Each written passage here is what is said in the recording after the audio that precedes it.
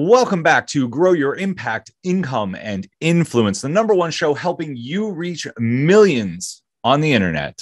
My name is Steve Warner. I am your host, and today we are going to be talking about introverts.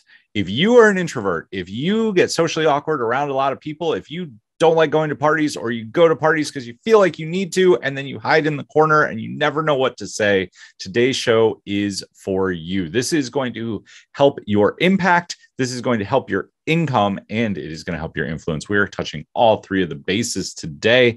Please help me welcome Monica Parkin. Monica, how are you doing? I'm great. Thanks for that great intro, Steve. Happy to be here. No problem. And you come to us from one of the most beautiful places in the world, Vancouver Island. We were talking about this. You can ski, you can surf, you can go to the beach, but you chose to be here with us today. So thank you. Yeah, for sure. I am super lucky to live where I am, but equally lucky to be hanging out with your listeners and you today. So thanks for that. Yeah. So this started off for you. I mean, you're a mortgage broker, which if you're going to be a mortgage broker, you've got to go out and meet people. You wrote a best-selling book that is on Audible right now. It is number one, and it is Overcome Awkward, the Introvert's Guide to Networking. But things didn't start off with you being great at networking, especially being an introvert. Yeah. So, you're talking about mortgage brokers need to network. Well, I didn't get that memo. I had no idea. So I went and took the course and I thought, this is awesome. I'll hang out at home. I'll be with my dog. I can just send some emails. I can work on numbers. I can live in my little introvert bubble. And then I show up the first day at my new office and they're like, go and get some leads kind of thing. Like, where are you going to network first? And I'm like, network? What are you talking about? Like that wasn't part of the deal. I don't have to network. And they're like, yeah, dude, like that's actually pretty much 75% of what you need to do. And the other 25% is working on mortgage files. How did that land for you? Like, how did you feel? When you just want to throw up, like that's how it landed. And then I laid awake all night and I was like, do I quit? I've just invested a lot of time, a lot of money in this. Like, can I just throw this all away? And I was like, no, I can't. I have to at least give it a try. So the office kind of threw me a little bone. They're like, you know what? There's a Chamber of Commerce dinner next week. We're all going to go. We'll bring you with us. We can introduce you to some people. It'll be great. And so I thought, well, yeah, there's going to be people there. I know, I can probably do this. So I get there and being all like eager beaver, I show up 20 minutes early. So no one's there from the office. I go in, I look around and I freak out. And I go back to my car and sit in my car. Like, that's how I handle that. Okay. So anyone listening to this that says I'm an introvert, you just got super vulnerable with this. Naturally I'm extroverted. I was one of those kids that just came out talking to everybody, but I can imagine being scared or being like, how am I going to deal with this? So what happened that started to change things for you? Like, what did your friends say to you? What happened next? I'm on the edge of my seat. The next thing is I sat in the car for a couple of minutes. Then one of my coworkers drove up and I'm like, okay, well, I was going to say I couldn't make it. I was sick and now they're here. So I got to go in.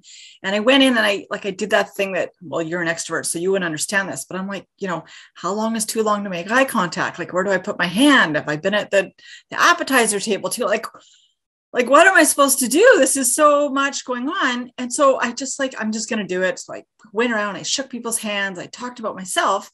Got through the night, came home, and I'm looking at all these business cards in my hand, and I'm like, I'm gonna just throw these out. Like, I don't know these people. I didn't make a connection with them. So I toss them out. And then as I'm throwing them out, I'm like, this light bulb goes on, and I'm like, well, crap, if I'm throwing out their cards, like they're throwing out my cards too. Like, what I just did was not effective for me. Like, I literally did not build any connections tonight. Right. And I realized there's got to be a different way for people like me to build connections. That wasn't the right way for me. So, okay, first off, anyone who just goes around and gets business cards, and you're a realtor, so I have to apologize and put an asterisk here. I usually tell a story about have you ever been in a cocktail party and a realtor comes up to you and just tells you how they have a house that is perfect for you, even though you haven't even said that you want to buy a house? And that's the worst form of networking. I'm guessing I might know the answer to the next question, but what did you do that was a better form of networking? How did you connect with people? Yeah, well, first of all, I started with baby steps, but what I figured out is I actually went to a bunch of people in my industry that are just like rock stars in the industry that are like reach out anytime kind of thing. So I reached out to the first one. She's like, Monica, just be yourself. And I'm like, what? Be myself? This is baloney, right? Then I asked the next one, they all said the same thing. And I'm like, I actually got kind of mad. I was like, this is what they tell kids in school, like, go be yourself, right? Like, be myself. But then I sat with it for a few days and I thought, I'm going to try this be yourself thing, right? And I started to just be me, like you said, be a little bit vulnerable, be real quirky me. Like, I'm actually a crazy goat lady. I own a bunch of miniature goats. I started putting me and my goats up on social media and talking about things that I'm passionate about and getting involved in things in my community. And all of a sudden, like magical things started to happen, right? People started to reach out to me. I started to build relationships. I'm giving you the golf clap because that's so, I teach marketing to people. I teach people how to do public speaking. And the number one thing that I tell people is just be yourself. It's not about having a template. It's not about having a format. Yes, those things are tools and they can help you get better. But at the end of the day, just be yourself. And I think so many people are scared of rejection, scared of judgment, that they like cringe and they're like, well, if I just act like I have everything together. So first off, that is truly awesome. I love that you own baby goats and that you talk about them. I want to point to two things that you did that were amazing. The first one is that first night, you could have made an excuse. I'm not feeling well. I'm going to go home. But instead, you said, you know what? I'm going to be uncomfortable. One of the biggest traits among successful people is that they find a way to be okay with being uncomfortable and growing. You did. And then you took it even a step further and you said, this isn't working for me.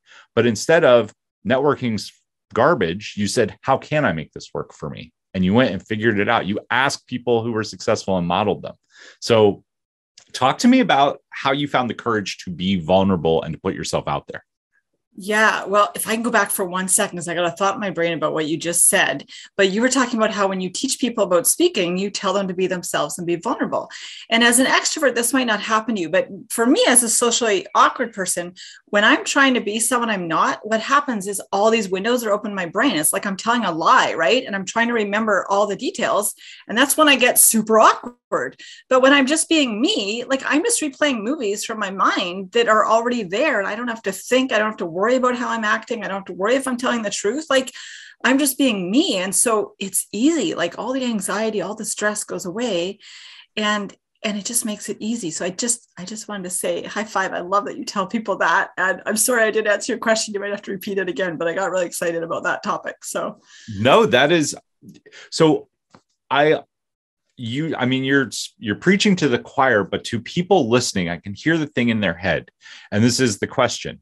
How do you find the courage to do that? Because what happens if somebody says, I don't like you? I don't like baby goats. Because that's the negative voice that a lot of people have in their head. I don't think anybody should lie. I think the minute that you put falsities out there and say, I'm the best mortgage broker in the world, or I love whatever you love, just so you're trying to build rapport with people, your mind knows that you're lying. Your body knows that you're lying. It will come across that way. That's where the term bullshit artist or used car salesman comes from. When you are authentically yourself, you are stripping away the ego, and people, very few of them, but one or two will say, that's not for me. I don't like it. How did you find the courage to actually put yourself out there, especially as an introvert? Yeah, well, two things. One is baby steps, like really baby steps. And I actually, even though I say don't lie, I told myself a lie in the beginning, right? I said, I think I have to fake it till I make it, right? Like I used to hate coffee. First couple times I drank it, I hated it. But the more I did it, I got used to it. So I'm like, well, if I just pretend I like this thing and I keep doing it and I keep looking for evidence that it's working, maybe I'll internalize that evidence and start to like it. So that's literally what I did. And I started with like the grocery store lineup. Like I used to hate it when clerks would look at your card and go, hey, Mrs. Parkin, how you like, don't talk to me. Like, I don't want to have a conversation with you. And instead I said, no, Monica, you told yourself this morning, you like people. And I let that conversation happen. And I found out like something was 2 for 1 today. And then at the end of the day, I'm like, hey, cool. I got a deal because I talked to someone. And then every day I stepped out a little further and a little further and a little further until all of a sudden you look back and you're like, wow, it's so easy now. Like, when did that happen? It's like watching a flower grow. Like one day it's grown, but you don't know when it happened. It just kind of happen by dipping your toes in, right? Sorry, that is, I'm going to speak. go ahead. You go. It's all so you, the other point about being vulnerable is what I figured out, and I figured out the hard way, or not the hard way by just being vulnerable, but when you're vulnerable, you give other people the space to be vulnerable, right? So you think that they might not like you, but what it actually does is they look at you and they go, wow, if she can be herself, maybe I can be myself. And then all of a sudden they're sharing things with you that they might not have shared before. And then before you know it, like you form this really deep, meaningful relationship that you can't form if you're just this fake person. That is so true. I've had more people, because I'll share things. You listen to a podcast where I absolutely butchered the lady's name, and I apologized. We didn't edit it out of the podcast. I've had probably 20 people email me and say, I can't believe you did that, but you handled it really well. But it's just me being me, right? Like I can't read very well. I read a lot of books, but I'm dyslexic. So like I can't, it's all phonetic, but being vulnerable allows other people to have the same thing, exactly what you are saying. And the baby step conversation, I really want to touch on the baby step conversation, because so many people over the last 8 years have reached out and said things like, I'm scared to death to speak on stage. How do you do that? Or I am scared to death to grow my business, or to have a mastermind, or to do whatever. How do you do that? And it is exactly what you said. It is baby steps. And I don't call it lying to myself. What I say is I am changing my belief here. And I'm not comfortable with it right now, but I'm going to, instead of seeing all the negatives around it, I'm going to find one positive. Your story about going to the grocery store. You told yourself in the morning, I am changing my belief. I'm going to figure out a way to like talking to people. And I'm sure that I can find one positive thing, because what we focus on is where we go. And that's what you did. And you took baby steps. And as you take baby steps, you will get more comfortable with what the new action is. And before you know it, just like you said, you're that flower. That's such a great story.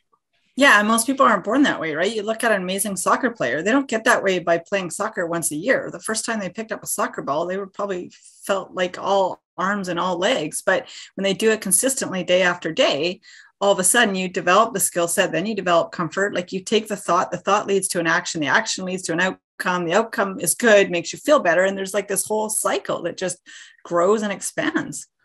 Well, I think the other place that people get hung up in this, we're kind of going down a little bit of a rabbit hole on mindset, but by comparing yourself to other people that are miles ahead of you, it beats yourself up, right? Like I know people that, they're looking at people that are superstars in the industry and like, I need 1 million followers on Instagram, or I need X. And when you compare yourself and the person is light years out there and you beat yourself up for not getting there, it makes it hard to take action. But if instead, this is what I do in my own personal life, we can talk about this. I'll pick the person out there, right? Grant Cardone, Tony Robbins, Elon Musk. Those are 3 of my heroes. I look up to them, but instead of trying to be where they're at, I look at people that are 1 or 2 levels ahead of me. Somebody who is, my goal for this year is to be on 100 stages. I look at people who are at maybe 80 stages. Last year I did 50. I did 51.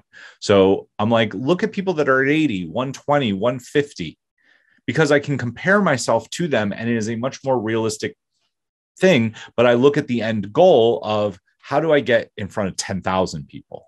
I'm going to get there one day. I'm doing it incrementally. I'm setting myself up for baby steps. I don't know if you're that goal oriented. Did you set goals like that? I am. Yeah. I don't know if I did it consciously, but definitely unconsciously. I'm always thinking about the next, like, in fact, sometimes I think I don't actually stop and celebrate the goal often enough. Like you hit the goalpost and then you're off and running, when really you need to be like, holy crap. Like I hit this goal, like just sit here for a minute and enjoy it. But I'm always like running for the next one. So that's kind of a personal flaw for me. But speaking about speaking, like I always say, I wanted to be a speaker. I had all these ideas in my head. I wanted to get them out.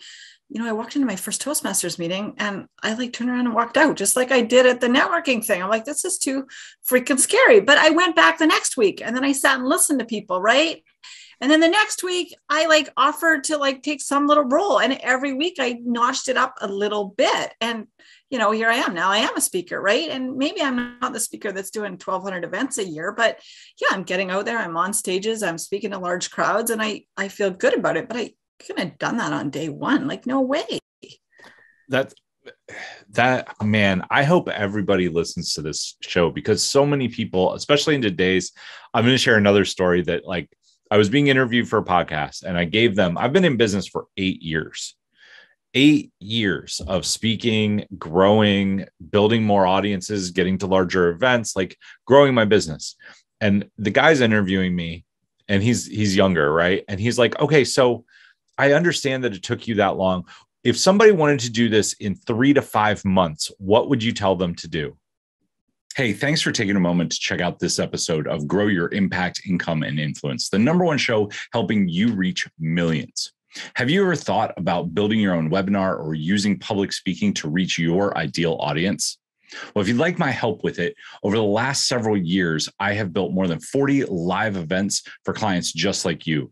In the last 18 months, I've helped 32 entrepreneurs build their webinar with over $5 million in cumulative sales. If you'd like to see how I can work with you, or if you'd be interested in having me speak at your event or be on your podcast, go to steven.coffee, that's steven.coffee to book a short call with me and see how we can work together. All right, let's jump back to the episode. And I looked at the guy and I said, like, I'm just going to be real honest. I don't think you understood a word that I said in this interview. It's not maybe 1 out of 10,000. What happens to people that try to run a marathon as a sprint is they burn out in the first mile, right? I hope everybody hears this because what you said, I mean, you've set it up twice now. First one was with your networking meeting. The second one was with Toastmasters. And it's what's allowed you to find success. It's what everybody does to find success. Yeah.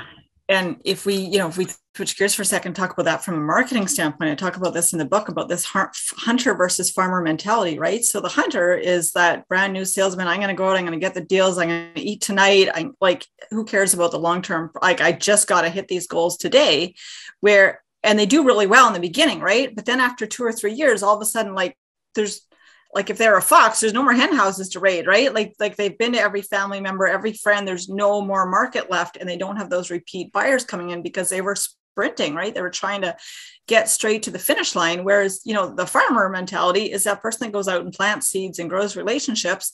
And it's this real slow climb.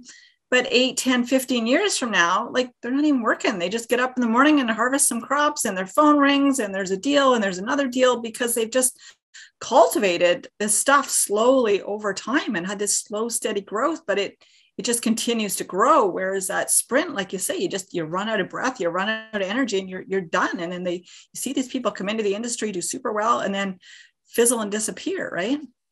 Yeah, this is exactly the difference. And I'm not saying you can't there are always things that you can learn and grow and do things a little faster and like figure out a morning routine, figure out ways to get better at what you do. But there is no shortcut to success. It is work, it is relationships, and it is that constant day in, day out building. So let's talk a little bit about the book.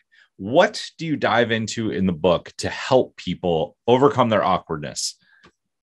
Yeah, well, a lot of the stuff that we're talking about right now, I guess, definitely that being vulnerable, being authentic. And one thing that, when you look at studies about introverts, one thing where they really thrive is this ability to really listen deeply and to solve complex problems, right? And not to say that extroverts don't solve complex problems and they don't listen deeply, but introverts aren't always comfortable talking about themselves and it's perceived as a bad thing, but I don't think it's actually a bad thing. That ability to sit and listen and ask deep questions and really, be able to and connect other people with other people. So now when I go to an event, right, like now if I go to that chamber meeting, I'm not walking around handing out cards talking about how I can offer the best rate.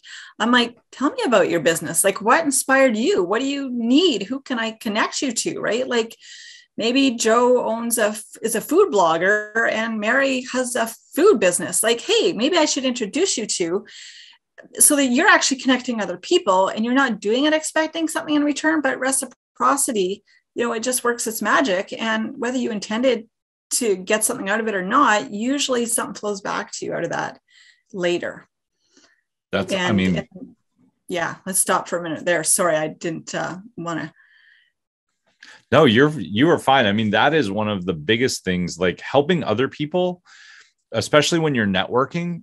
We've all been on a networking thing in the last 6 months, right? You jump on Zoom and you get like 2 minutes, you can talk about yourself. And there's 90% of the people talk about themselves for longer than the time period. And when they're done, you have no idea what they said because they literally just like word vomit. It's like if you would slow down, say 2 sentences about who you are, but then either ask about the other person or talk about something that's important to you, that's memorable, that forms a connection. Because the know, like, trust is the biggest thing. Anything in the world right now is free on YouTube, free on Google. All you have to do is search for it. But if instead, what are we all looking for? We're looking for that human connection, somebody we know, like, and trust. If you have that, business will come to you, and you build that by being somebody who's more interested in other people. Yeah. That's what I hear.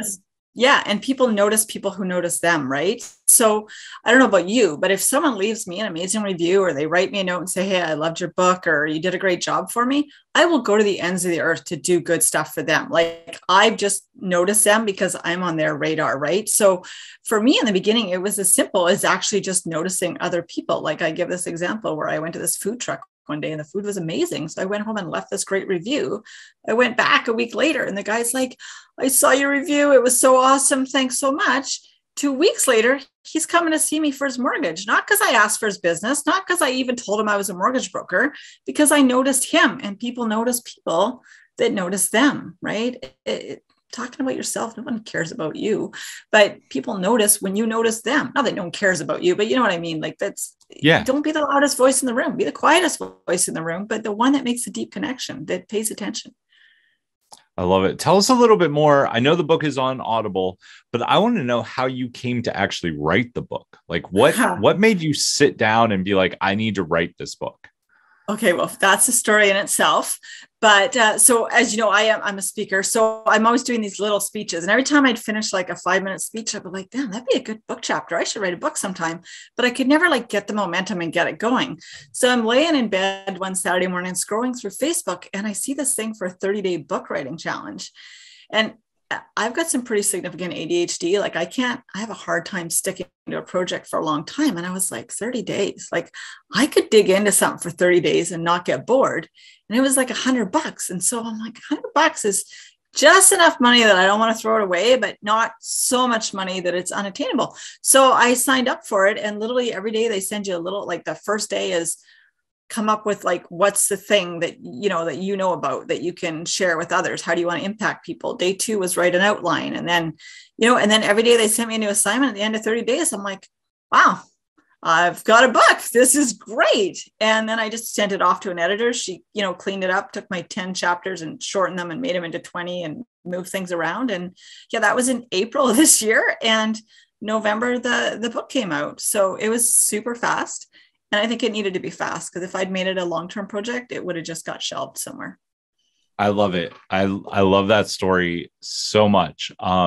You went and did it. You took action and you took a baby step every day. And just so you know, you don't have ADHD. You have what's called entrepreneurship. I love it. I'm going to start using that word. I've been hit by the entrepreneurship virus. Yes. Yeah. And then of course, pandemic. So I was working from home. So I didn't have half an hour to commute every morning and evening. So I used that half an hour to just plug away at this sucker. Yeah. Well, so I've written 4 books, and different. I didn't do a challenge, but just 30 to 45 minutes a day of, I am going to sit down and write, even if it's junk. And I'm not a great writer. I would sometimes dictate it and then go back and clean it up, but just getting the words on the page. If you're thinking about writing a book and you're listening to this, I don't know if you want to share the challenge, but that sounds like a great challenge. A little bit each day. It's the same, man. You have like this ongoing thread through your entire life of baby steps. Like, what can I find to just take a small action to move forward? I love it. And I will say I love change. Like, it drives my family crazy, because every couple of months it's like, oh, new idea. Like I thrive on change and information. and I can't remember the name of that 30-day challenge, but if you want me to try and find it, you can put it in the show notes. But I completely lost my train of thought. I'm sorry. That's okay. Yeah. I wanted to say that I was also, so some of my book I wrote, and others of it I did like you. I was on my way to drop the kids off at school, and I thought would pop into my head. So I just hit the record button on my phone, record it, and then run it through a transcription software later, and then it probably took longer to edit than it did to write, because like you say, you're just verbally vomiting up ideas and then going back later and rearranging them and making them smooth. That is awesome. And now it is the number one on Audible, which I love. Did you read it on Audible? Sorry, I should say number one new release. So not the number one, but number one new release in its category. And I read it myself, and then I had to listen to it twice. So now I'm like, I never want to listen to it ever again, but I'm told it sounds pretty good. So I don't know. You'll have to check it out and find out for yourself. I love it. I love it so much. And the name of the book, one more time, if you are going to go find this, is called Overcome Awkward, an Introvert's Guide to Networking. We are with Monica Parkin. Monica, thank you so much. I have one last question for you. We've covered a lot of stuff, but what is one thing that you hear all the time about networking that you think is absolute garbage?